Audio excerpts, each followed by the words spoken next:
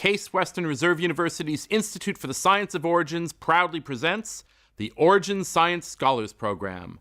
The Institute advances the scientific understanding and application of origins and evolution of human and natural systems. The Origin Science Scholars Lectures are presented with the assistance of Case Western Reserve University's SIEGAL Lifelong Learning Program, College of Arts and Sciences, and MediaVision. Tonight, it's my pleasure to welcome my colleague from the Department of Physics, Kash. Dr. Kash is the Roger Clapp University Professor and Chair of the Department of Physics at Case Western Reserve University. Her research focuses on experimental and theoretical studies of one class of complex nitride semiconductors, and she's exploring new physical phenomena that emerge from this complexity and investigating ways to incorporate them into new devices that take advantage of their unique properties. Tonight, she will tell us about the revolution in electric lights that has us all, I hope, changing our light bulbs and how quantum mechanics makes it possible. Please join me to welcome her to tell us about Let There Be Cheap and Efficient Light, from quantum mechanics to better light bulbs. Dr. Kash. It turns out that we are in the middle of a revolution in lighting technology. My aim tonight is not only to convince you of this assertion and explain why and how it is the case, but also to use this development to describe some of the exciting, weird, and non-intuitive fundamental quantum concepts underlying our understanding of elementary particles and electromagnetic waves that are the underpinnings both of this technology and of many scientific and technological breakthroughs that we've already had and that we can anticipate in the future. You'll be hearing more about some of these in the final two lectures in this fall series. So I want to start with the history of lighting technology, and I'm sure you're not surprised that I start with fire. For 250,000 years, humans have been controlling fire. Not only Homo sapiens, but Neanderthals. But we were not the first two species to control fire. In fact, 1.5 million years ago, Homo erectus did that. And 2.5 million years ago, Homo habilis controlled fire. In fact, humans used combustibles, oil lamps 15,000 years ago, candles 2,500 years ago, and in China, gas lighting. 200 years ago, gas lighting was adopted in the US and Europe. And it was not until electrification that we used anything but combustibles. With electrification, which happened so recently that it was not until 1925 that half the homes in the US had electricity. And of course, quickly, the incandescent bulb and the fluorescent bulb, and now light-emitting diodes were adopted. So why do I assert that LEDs are a revolution in this lighting technology? The Nobel Prize Committee in 2014 awarded the Nobel Prize in Physics to these three scientists for the invention of efficient blue light-emitting diodes, which has enabled bright and energy-saving white light sources. So that's one indication. Another is the prediction of the US Department of Energy about how LEDs are going to take over our lighting technology. On the left, you see the situation in the home, and on the right, the situation in industry. And you see that presently, the use of LEDs is only about 15% of lighting in the homes and about the same in industry. But the US Department of Energy predicts that by the year 2050, about 80% of lighting in both will be from LEDs. And compact fluorescence and incandescent lights will be phased out.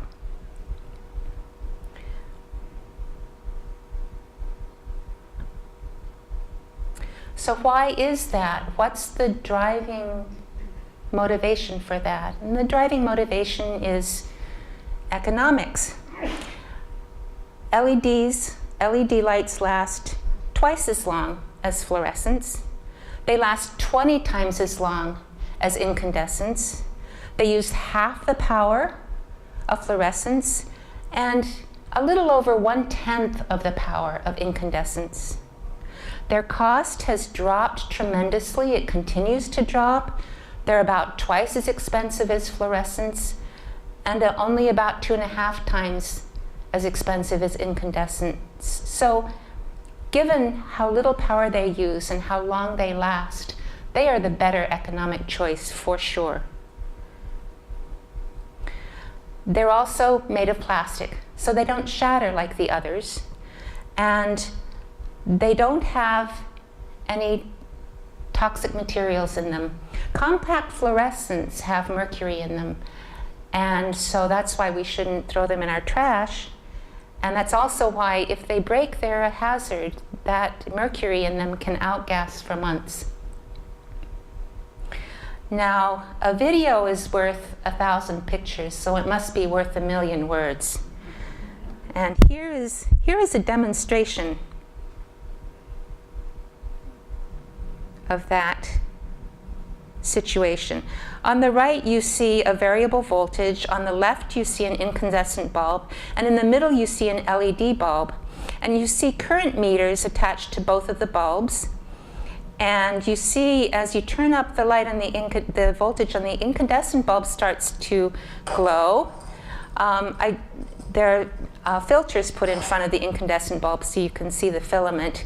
And you see it's drawing about half of full scale, which is a 500 milliamp full scale ammeter. And on the right, you see the LED bulbs start to light up. Let me see if we can stop this for a second. Yeah, the LED light bulb didn't start lighting up until you got to about 60 volts, half of wall voltage.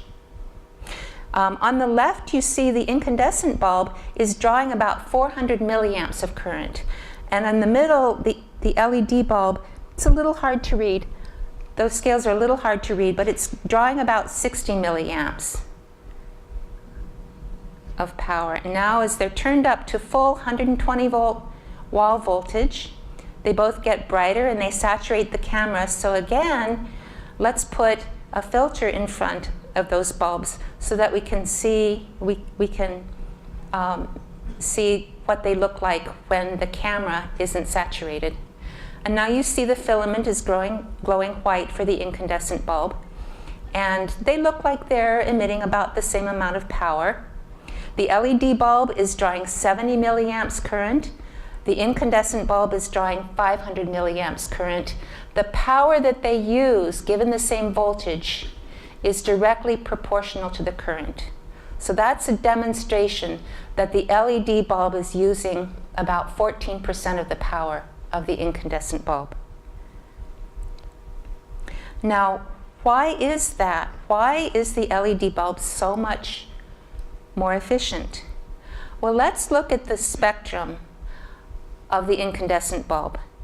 This is the black body spectrum for anything that's at about 3,000 degrees Kelvin or almost 5,000 degrees Fahrenheit temperature.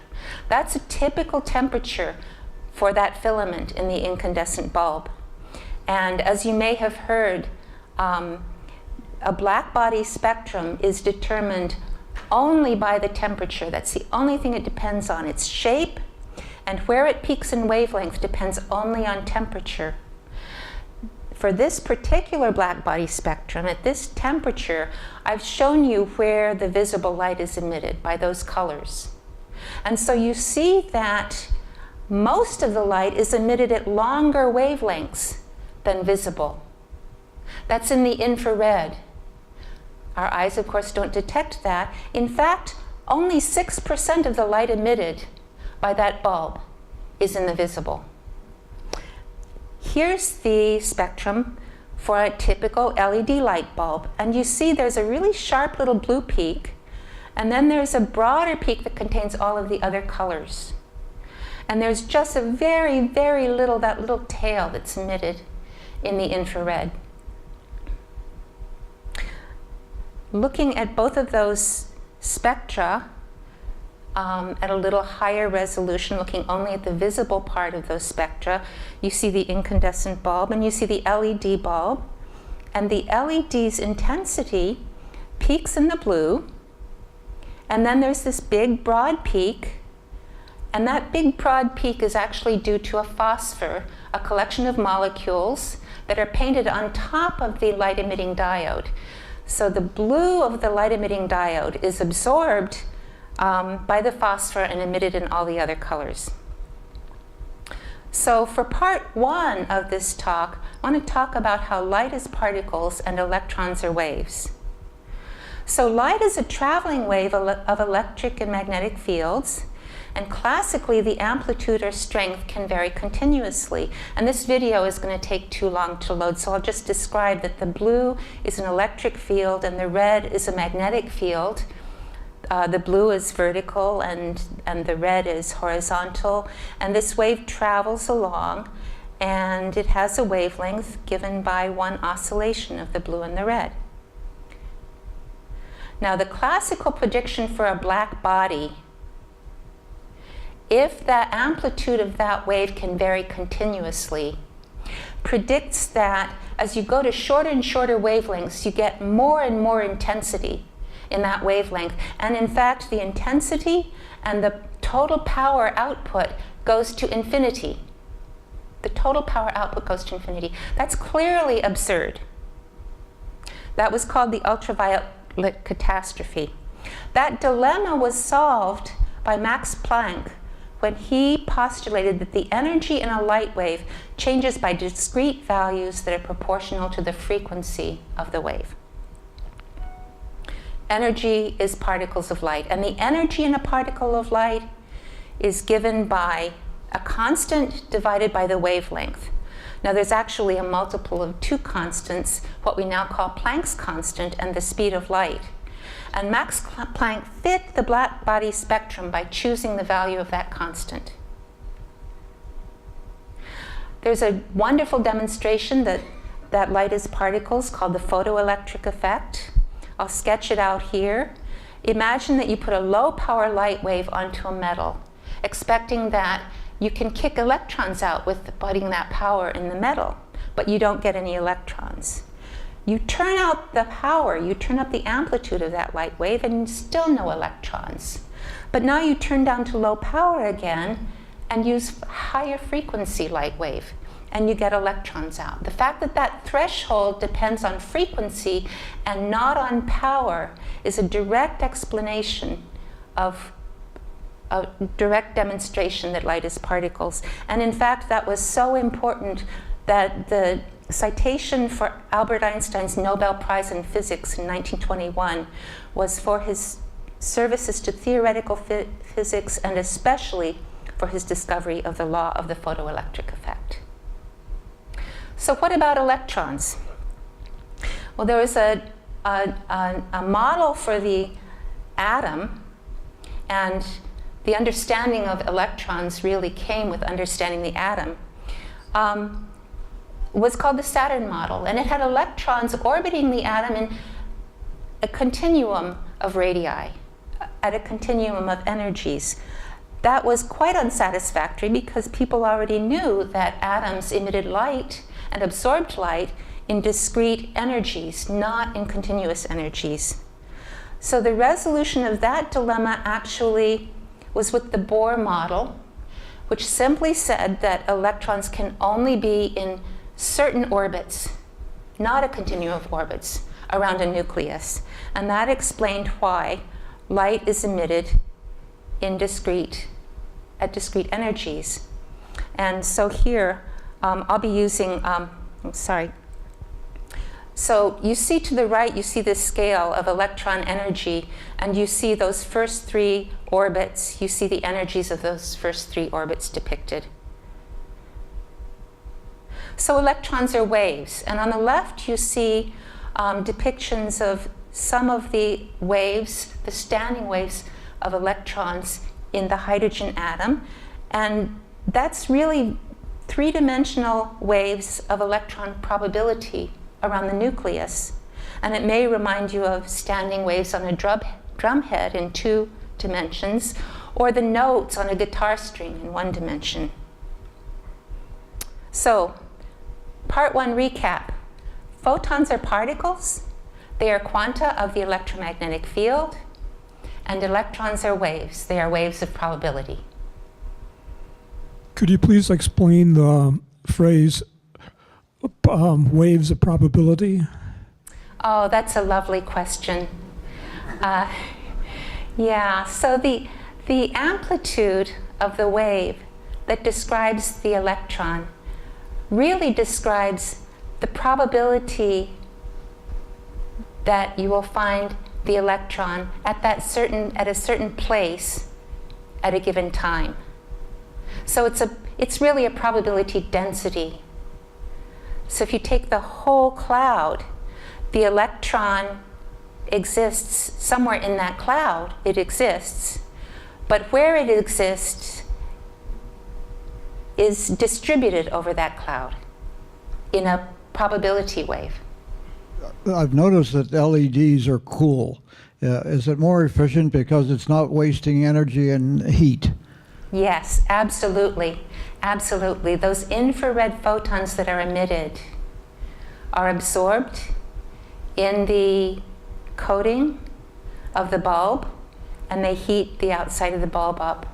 And it's very dramatic, the difference. When you turn off an incandescent bulb, as you all know, it's very hot. You have to wait a while before you unscrew the bulb. But if you turn off an LED bulb, you can unscrew it immediately because it's not hot. Are the colors of LEDs always white, or are they sometimes a bluish color? Because I bought this light bulb recently, and I didn't like it. I ended up returning it. It was bluish. It was GE, I think it was called Refresh, and it wasn't white. So what's the reason for that? The reason that the bulbs are more pleasing now is actually because the phosphors are better. And that's a very important point, because adopting LED bulbs is partly dependent on how pleasing people find the light. And so as phosphors have gotten better and better, remember it's the phosphor coating over the LED that gives you all the other colors but the LED. It's only in my demonstration the blue peak that comes from the light emitting diode. And so now you can get much more pleasing LEDs for different kinds of ambiances, including, you know, yellower and more pleasing and more calming. But that has been one of the reasons the technology has, there's been a delay in the adoption of the technology. You said that the LEDs have to be at a very high voltage for them to. I have an LED flashlight that works at, what is it, 3 volts, 6 volts, whatever. It's nowhere near as for what you said before. Why is that? Well, I can't say how your particular flashlight works, but I can tell you how LED light bulbs work. They're a little more complicated than tungsten light bulbs, because you're absolutely right. You have to get to a certain voltage for the LED to turn on. So the way they do it in LED light bulbs is there is a circuit in the base of that light bulb that actually turns the LED on and off with a duty cycle, with an on to off ratio that varies with how you dim it. So it's not like with a tungsten light bulb where you just turn down the voltage, and it's that the voltage is going on and off with different ratios that gives you the dimmable bulb. Thank you for joining us. You have been watching Dr. Kathy Kash discussing how light, which we think of as a wave, is made of particles, and electrons, which we think of as particles, are also waves. For more information on the Origin Science Scholars Program, please visit the Institute's website at origins.case.edu. In the next part of the talk, Dr. Kash will discuss how electron waves behave inside of crystals. Now, back to the talk. Let's look at electron waves in crystals. So, on the right, you see a picture actually of not the kind of crystals that make LEDs, but this is a lovely image of a graphene crystal. a two-dimensional crystal. And you can see the carbon atoms at the vertices, and you can see the shadows of the electrons bonding the carbon atoms together. For an atom, as we've discussed, the electron energy levels are discrete. They're separated by large energies. When you bring atoms together to form a crystal and they bond, those discrete energies of the atoms merge into energy bands that are essentially continua of energies that the electrons can go into, and they are separated by energy gaps. The difference between a metal and a semiconductor is the following. For a metal, you have enough electrons to fill, in this illustration, the bottom band, and enough to only half fill the middle band. And so the electrons at the top of that middle band can be excited into energy levels very near to them. They're empty energy levels right above them. So if you apply a force, like a voltage, current will flow. They will respond to the force and current will flow. For a semiconductor or an insulator, you have exactly enough electrons to fill that middle energy band and no electrons to go into the next energy band. So semiconductors do not conduct electricity. At least pure semiconductors don't. They're not very useful. And oh, by the way, these electron waves that go with these electron energies extend throughout the whole crystal. They're not associated with a particular atom in the crystal. They go through the whole crystal. They're really waves. So what happens if you add a little bit of impurity atoms to a semiconductor? Say 1 in a million. And let's say that those atoms each have one more bonding electron, one more electron in their outer shell than do the atoms that make up the crystal. So for carbon, there are 4 electrons, in the outer shell of the atom. And say for nitrogen, there are 5. So if you put 1 in a million, replace 1 in a million of the carbon atoms with nitrogen atoms, then you have somewhere for each nitrogen atom an extra positive charge in the nucleus, and you have an extra electron that can now go into that next energy band. And I turned the whole crystal pink to remind us all that that electron that now goes into the next energy band extends throughout the whole crystal and can now conduct electricity. So now the semiconductor conducts electricity. You can do a similar thing if you choose an atom that has 1 fewer electron in its outer shell. So maybe that would be gallium, which has 3 electrons in the outer shell. So now you have a negative charge at that atom in the nucleus because you've got 1 fewer protons than the carbon atoms, but you have also 1 fewer electrons. So now you've emptied out some of the energy levels at the top of that previously filled band. You've made a p-type semiconductor. And the other one, I forgot to say, is an n-type semiconductor, is the nomenclature. So what happens if you put these 2 materials together? So here I show them on the left, the one with extra electrons, on the right, the one with too few electrons to fill that middle band. So the one on the left is pink, the one on the right is blue. Bring them together. And what happens is that now electrons on the left-hand side of that junction can transfer over to the right-hand side of the junction, and they will, because that's a lower energy configuration. They lose energy that way. They want to go into that lower energy state. Nothing much happens far away from that junction, but at that junction, electrons transfer until the force that happens because they left positive charge behind is enough that no more electrons transfer. You have a built-in voltage across that junction. So on the left, you have extra electrons that can conduct electricity. On the right, you have empty states for electrons to be accelerated into. So both sides conduct electricity. In the middle, there's actually no charge, so it doesn't conduct electricity. Okay, what happens if you put a battery across this PN junction that you have made, and the battery is high enough voltage that it overcomes the built-in voltage? Just turn up the voltage. Then electrons can flow from the left to the right, and you get current. So here's what the current versus voltage looks like for a diode. So current is the vertical arrow, voltage is the horizontal arrow. To the left, you've put the battery voltage so that it adds to the built-in voltage. No current flows. To the right, if you get to high enough voltage so that you overcome that built-in voltage, current flows.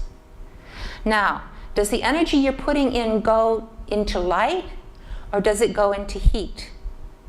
For diodes in electrical circuits, it goes into heat.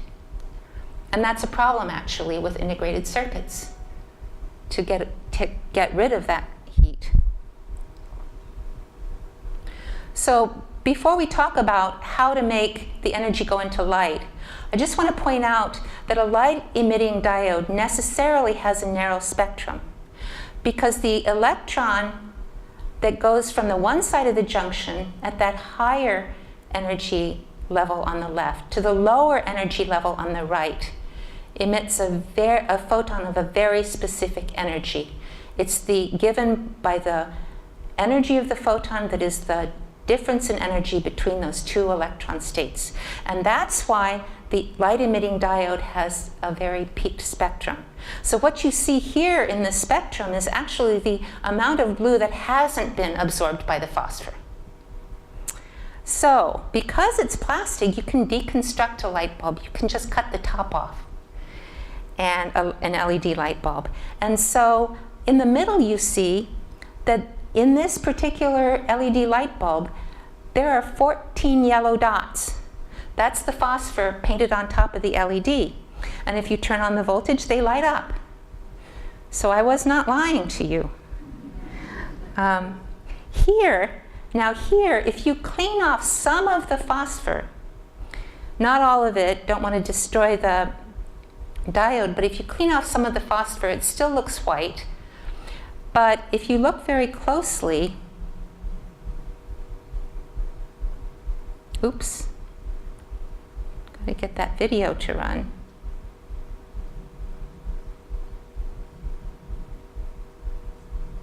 There it goes. Did you see that purple flash?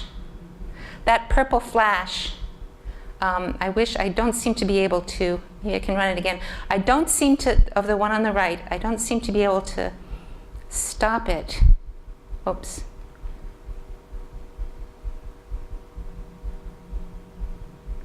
I think it's going? No. There it goes. Okay. All right, so that's the LED. So how do you make sure that light, not heat, is emitted? Let's first talk about how you localize a wave in space.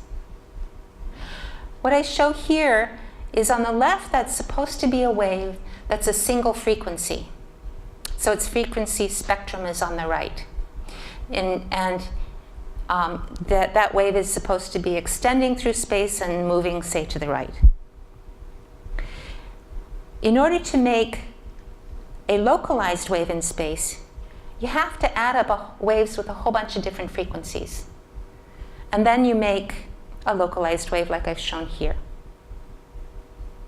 If you want to make a disturbance that, again, it's traveling, that's a peak at the very bottom here on the left, a disturbance that is traveling to the right but is at any one time, a snapshot in time, it's in an absolutely determined point in space, then you have to add up waves with an infinite range of frequencies, as I show on the right. Now, in principle, you can do that if it's a classical wave. If it's a classical wave, the frequency can be exact. It can be a pure wave, like the tone of a tuning fork, and it can extend infinitely in space. If it's localized to a certain place in space at any one time, it's traveling, remember, but it's localized in space, that can also, in principle, be done with a classical wave. That disturbance can have an infinitesimal width. And then the wave, as I've said, is a sum of waves with an infinite spread in frequency. But you cannot do that with a quantum wave. Neither the position nor the frequency can be exact.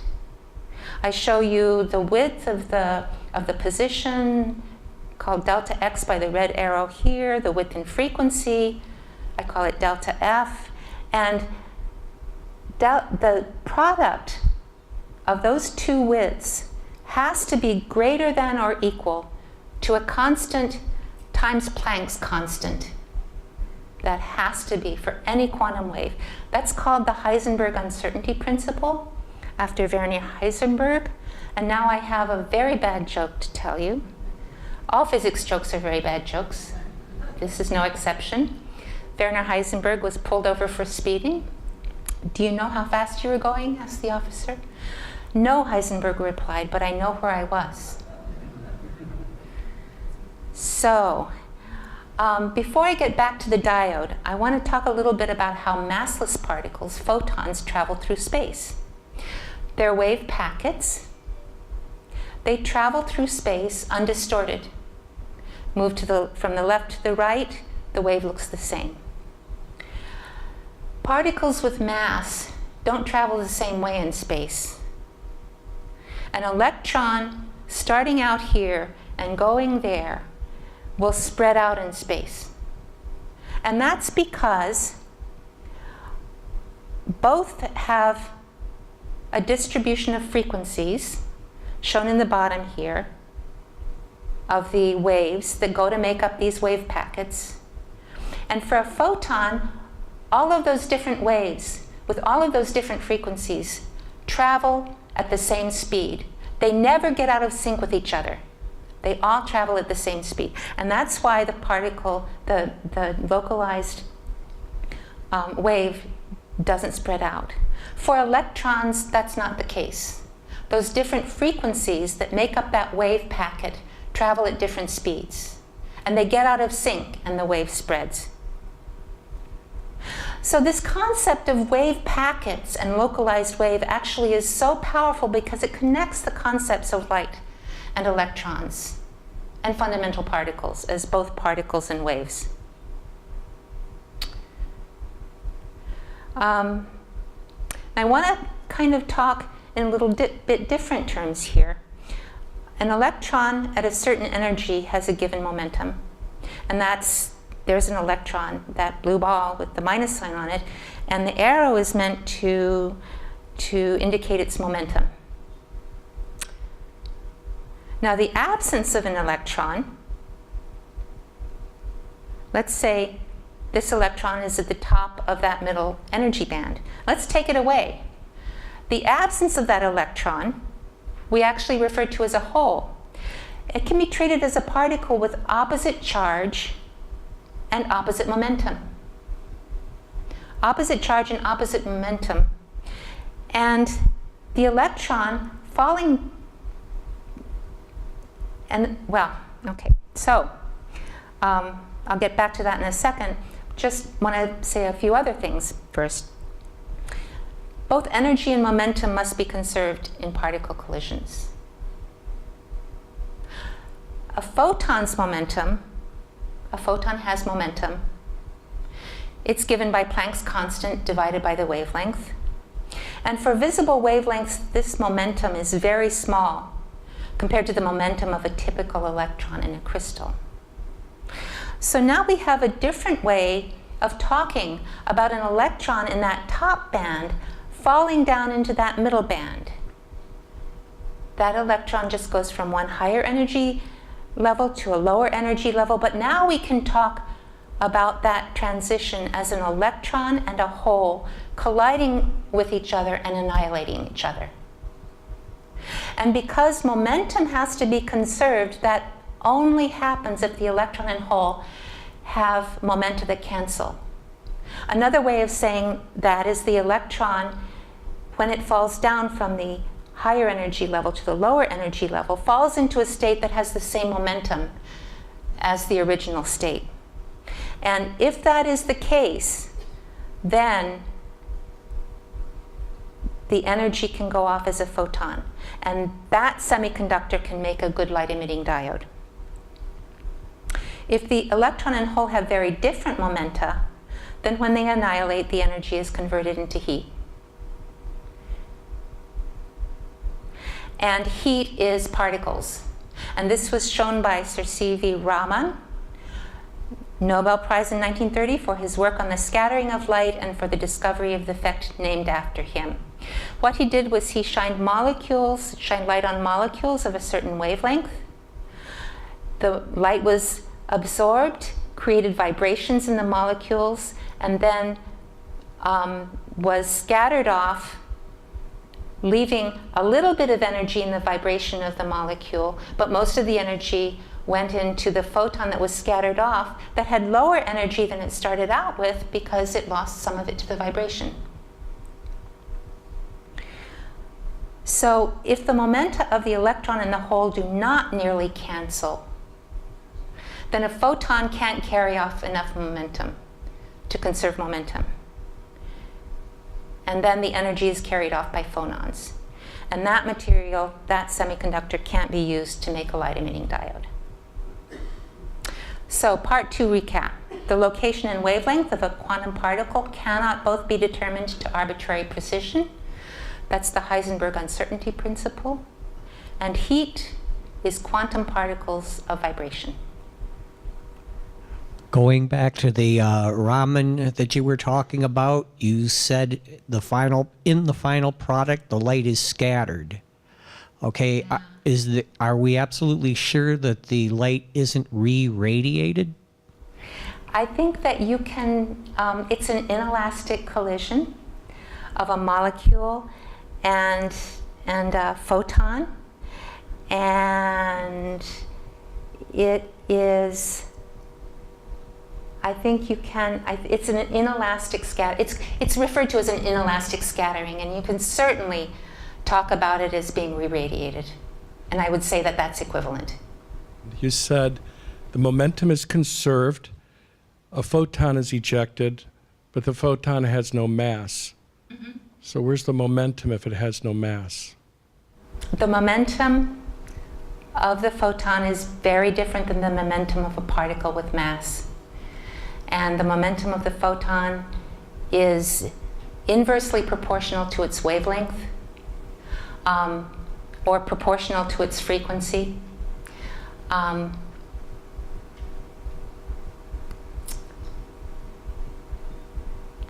I guess that's the just plain and simple of it, is that massless particles carry momentum. We hope you've been enjoying the Origin Science Scholars Program with Dr. Kathy Kash. Dr. Kash is M. Roger Clapp University Professor and Chair of the Department of Physics at Case Western Reserve University.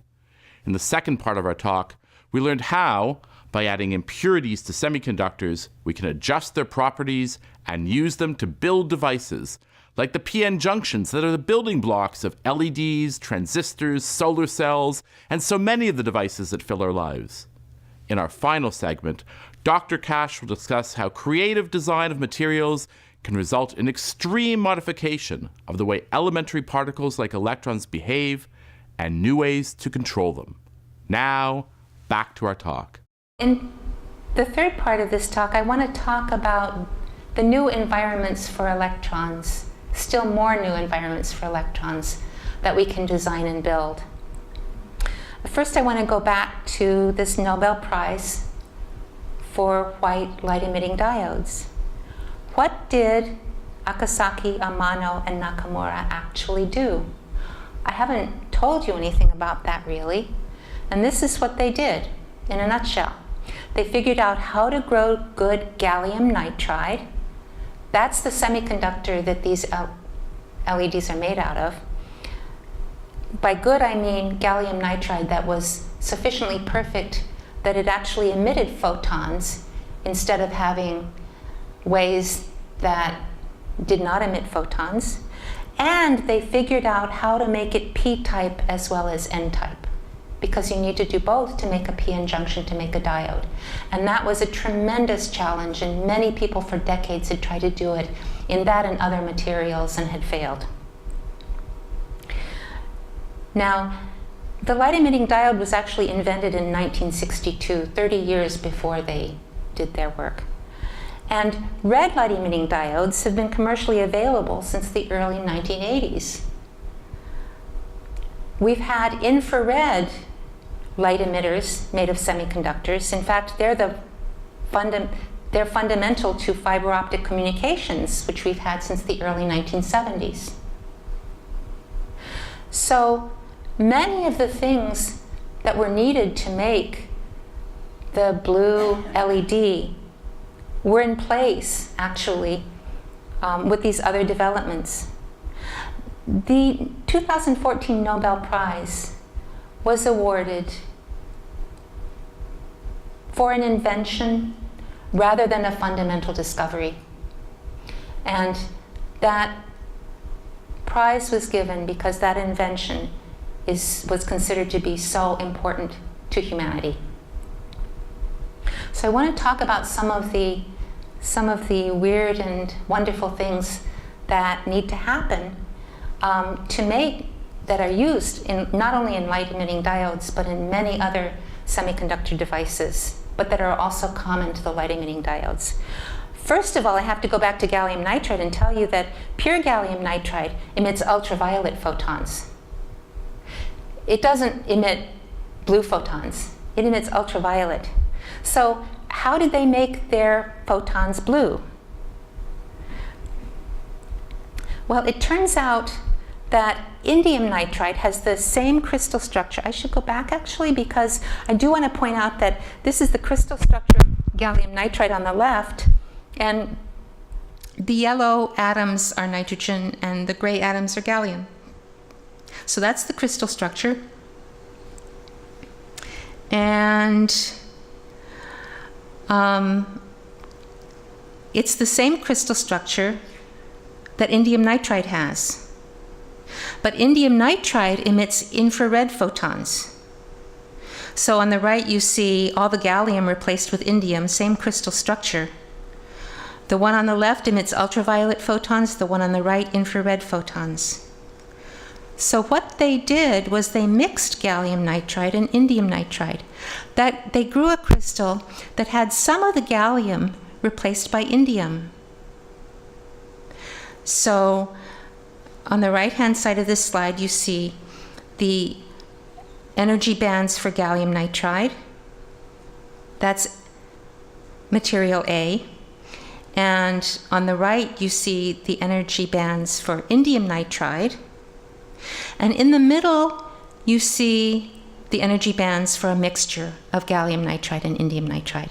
Now, the electrons see the nuclei all in the right places, and the electrons extend throughout the crystal, and they have wavelengths that are many times longer than the spacing between the atoms. So the electrons, being waves, average over the crystal, and they treat it like it's perfect, but it has this difference in energies that's a mixture of the two. Another thing that is often done in semiconductor devices is you can grow the layer of one material on top of a layer of another material, and you can go back and forth, and you can grow layers of alternating materials in all kinds of configurations. So imagine if you have semiconductor A and semiconductor B, and semiconductor B has the energy bands you see in the middle there, and you grow a very thin layer of semiconductor B between two layers of semiconductor A. And now you have on the right-hand side, you have an electron at the bottom of that upper energy level in A, and a hole at the top of the lower energy level also in A. Now, that electron at the top is going to want to go into layer B, and an electron from the lower band is going to want to transfer into layer A.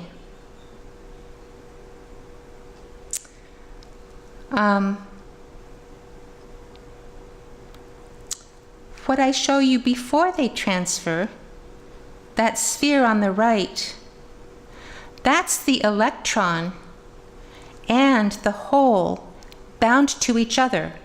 Remember, the electron is a negative charge, the hole is a positive charge.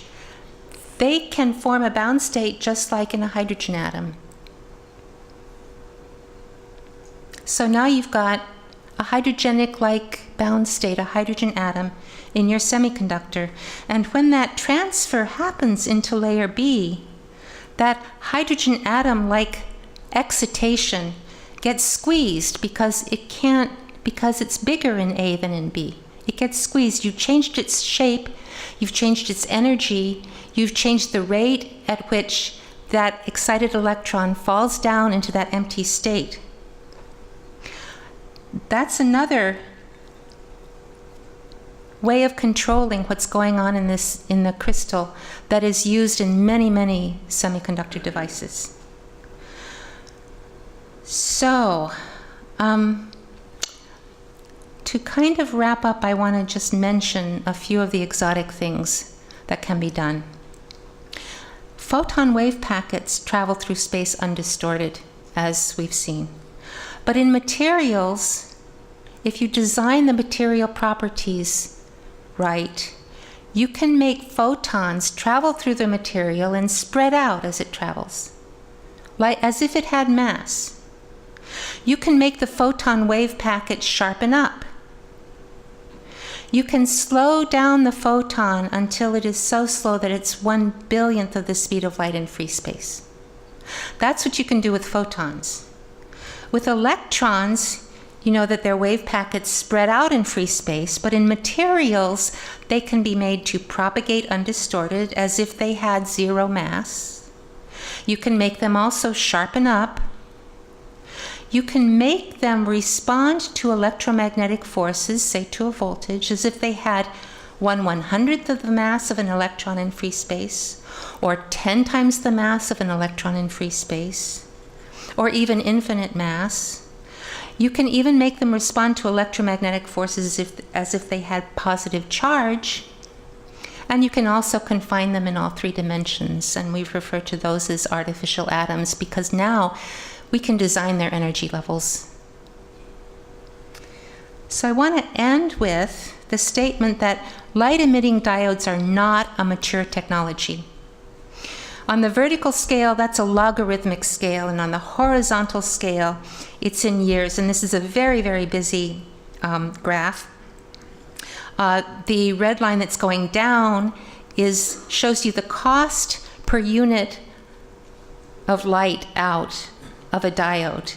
And the red points are actually for red light-emitting diodes. The black triangles are for white light-emitting diodes. The line that goes up is for how much light you get out per diode package. And on this logarithmic scale, both are straight lines. Both of these are clear indications that this is not a mature technology. The amount of light we're getting out of diodes is going up by a factor of 20 per decade, and there's no sign of it leveling off. The cost of LEDs is going down by a factor of 10 per decade, and there's no sign that it's leveling off. So, I hope I've convinced you, first of all, that if you haven't switched your incandescent to LED lights, that you will do that. But I hope I've also convinced you that creative design of materials can result in extreme modification of the way these elementary particles behave in materials, and we have an abundance of new ways to control them and can expect that we get tremendous discoveries and inventions out of those. There's surely more to come. I have a friend who works in GE lighting, and he tells me that you can't make money as a company producing LED lights because they last forever, and so there's no real market for turnover of the light bulbs. Well, your friend no doubt knows much more about it than I do. The market, however, isn't saturated yet. And so I think he might be able to look forward to selling lots of LED light bulbs, at least for the next 30 years. We know that blue light is not good for us for our sleep. And the LEDs emit a lot of blue light. Is that going to be a problem for us as we use more LED lights, that we're going to interfere with our sleep even more? That's certainly a consideration, but I think the phosphors are getting better and better, and the people who are producing LED light bulbs are very aware of what the public wants. And again, adoption of LED light bulbs took some really creative and hard work on not just the LEDs, but also the phosphors. So I think we can anticipate that that even if that's a problem with some light bulbs, that's a very easily solved problem. The Origin Science Scholars Lectures are presented by Case Western Reserve University's Institute for the Science of Origins, with the assistance of the SIEGAL Lifelong Learning Program, the College of Arts and Sciences, and MediaVision. For more information on the Origin Science Scholars Program, including a full video archive, please visit the Institute's website at origins.case.edu.